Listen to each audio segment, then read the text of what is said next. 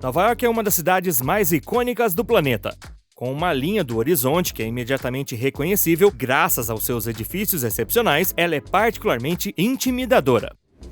Muitos de nós sonhamos com um Natal sob a árvore de Natal do Rockefeller Center.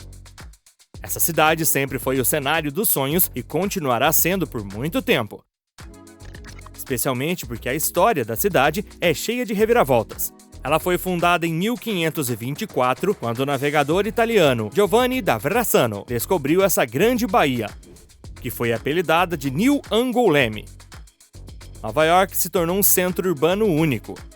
Mas com o passar do tempo, a cidade teve que enfrentar vários desafios. Foi atingida por uma crise econômica sem precedentes. Tenho certeza que você já ouviu falar da quebra da Bolsa de Valores em 1929. Para muitos, isso foi um símbolo do desastre global. A Grande Depressão foi uma consequência terrível desse crash. Mas como conseguimos salvar a economia mundial? Foi muito complicado. A maldição do arranha-céu prova isso. O resultado foi que o setor imobiliário sofreu por muitos e muitos anos. Mas os arranha-céus são parte integrante da paisagem. É por isso que nós do ATEC PT decidimos falar sobre eles. Fique ligado para saber mais. Nova York poderia realmente ser diferente? A história da Grande Maçã é incrível, assim como a própria cidade. Desde o seu nascimento até os dias de hoje, Nova York tem se mostrado verdadeiramente rica e de mente aberta. Ela oferece experiências suficientes para a vida toda. A maior cidade dos Estados Unidos não foi esculpida num piscar de olhos, muito pelo contrário. O navegador italiano Giovanni da Verrazzano descobriu a Grande Baía em 1924. Ele a apelidou de Nova Aquitânia. Quando Henry Hudson entrou na Baía de Nova York em 1609, as coisas tomaram um rumo completamente diferente. Ele se aventurou pelo interior do famoso rio que todos conhecemos, o Hudson. Em 1624, os holandeses se estabeleceram no local e fundaram a Nova Amsterdã. Hoje, essa é a ilha de Manhattan. 4 décadas depois, os ingleses assumiram o controle das terras. O local passou a se chamar Nova York. Depois disso, o fluxo de imigrantes continuou a crescer. O país foi organizado em colônias e em 4 de julho de 1776, o novo estado declarou sua independência. No entanto, Nova York permaneceu nas mãos dos ingleses até 1783. Tornou-se então um centro urbano e porto comercial. O dia 17 de maio de 1792 marca o início da Bolsa de Valores da Wall Street. O layout da cidade também foi transformado. O atual plano urbano de Manhattan foi elaborado em 1811. Em 1820, ela era considerada a maior e mais populosa cidade dos Estados Unidos, com uma população de 127 mil habitantes. 50 anos depois, esse número havia se multiplicado por 10. Em 1886, a Estátua da Liberdade foi erguida na baía da cidade. Começaram a seguir planos para grandes parques. Em 1873, o famoso Central Park foi construído. Depois veio a Guerra Civil Americana. Ela dividiu o norte e o sul dos Estados Unidos, mas também terminou com o assassinato do presidente Abraham Lincoln. No final do século XIX e início do século XX, o desenvolvimento da cidade era imparável. Em 1892, a população da cidade era estimada em 3 milhões, e ela precisava se reinventar.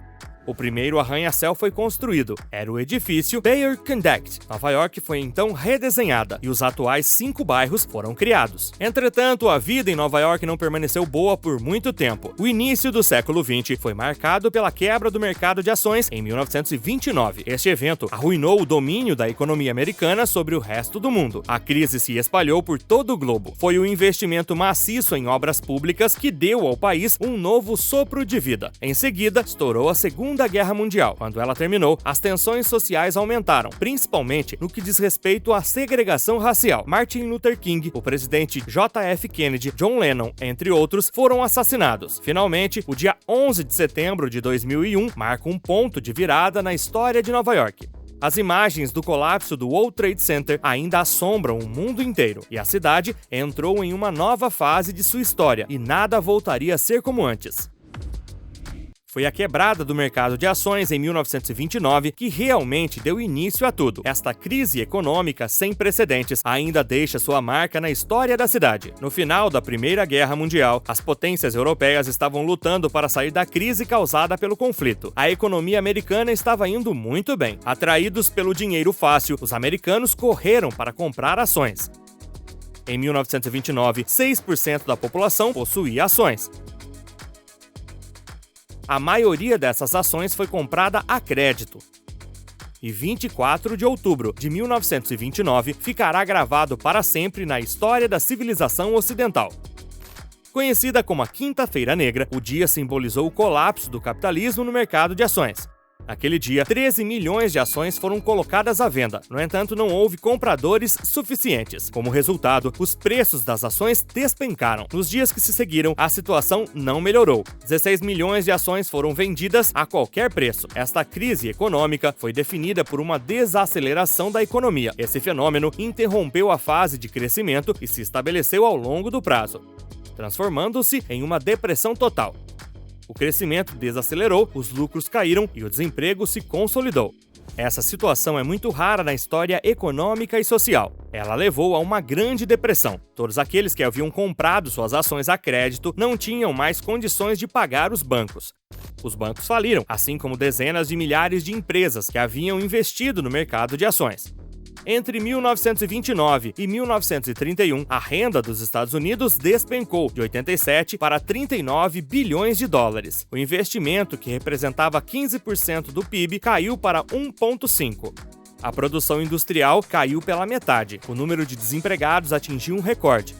Em 1930, a crise havia se espalhado pela Europa por meio do sistema bancário. Os bancos americanos queriam recuperar sua liquidez e repatriaram o capital investido no exterior. Isso prejudicou as economias de muitos países. O comércio internacional estava sofrendo um golpe, assim como o valor do comércio internacional. O comércio internacional sofreu então um golpe. Os países com economias agrícolas ou fornecedoras de matérias-primas também foram afetados. Em 2 anos, o mundo inteiro foi atingido por essa crise sem precedentes. A cidade de Nova York foi particularmente atingida. A eleição de Franklin Roosevelt em 1932 mudou tudo isso. Com o lançamento do seu New Deal, a economia de Nova York passou por uma reviravolta política e econômica. E o objetivo era simples: salvar os bancos, ajudar os desempregados e os agricultores, apoiar os preços agrícolas e adotar uma política intervencionista e inovadora. Vários projetos importantes de obras públicas foram lançados. O objetivo era restaurar a confiança do povo americano para que o país pudesse se recuperar. Em 1939, ainda havia 9 milhões de desempregados no país. Foi somente após o fim da Segunda Guerra Mundial que a economia internacional voltou ao caminho do crescimento sustentável. No entanto, a Grande Depressão deixou uma marca terrível nos Estados Unidos, e a maldição do arranha-céu é uma prova disso. A quebra do mercado de ações em 1929 também foi responsável por um terrível crash imobiliário, que ocorre quando há um grande desequilíbrio entre oferta e demanda. Isso pode estar relacionado a uma queda dos compradores, a um declínio demográfico ou a um aumento acentuado na oferta. A deteriorização das condições de financiamento inevitavelmente criam dificuldades adicionais para os futuros compradores.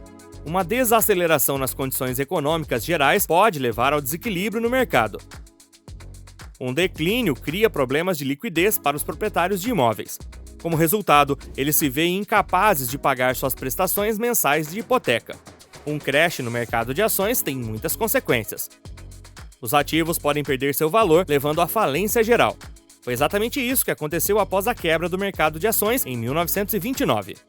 A maldição do arranha-céu se enraizou. Mas o que é isso de fato? Parece que há uma ligação entre a construção de edifícios e as crises econômicas. A construção de prédios gigantes é um prenúncio de crise financeira. A ideia de revitalizar o país construindo as torres mais altas do mundo não passa de uma grande farsa. O Metropolitan Life North Building é um exemplo perfeito. Este edifício foi projetado na década de 1920. Com 100 andares, deveria ter sido o edifício mais alto do mundo. Infelizmente, devido ao crash de 1929, a construção foi interrompida. O ano era 1933 e o edifício tinha apenas 20 andares, muito longe dos 100 andares planejados. Na verdade, ele nunca os alcançou.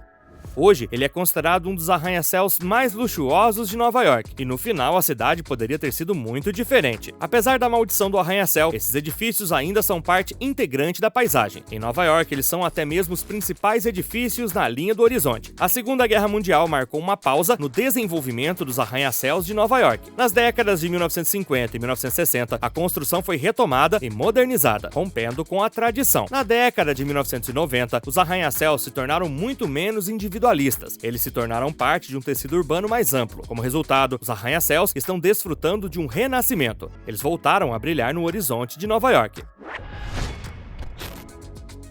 A cidade de Nova York é mais do que aparenta. Tudo começou com a descoberta desta magnífica baía. Isso levou a um extraordinário desenvolvimento urbano. Em 1929, eclodiu uma crise econômica sem precedentes.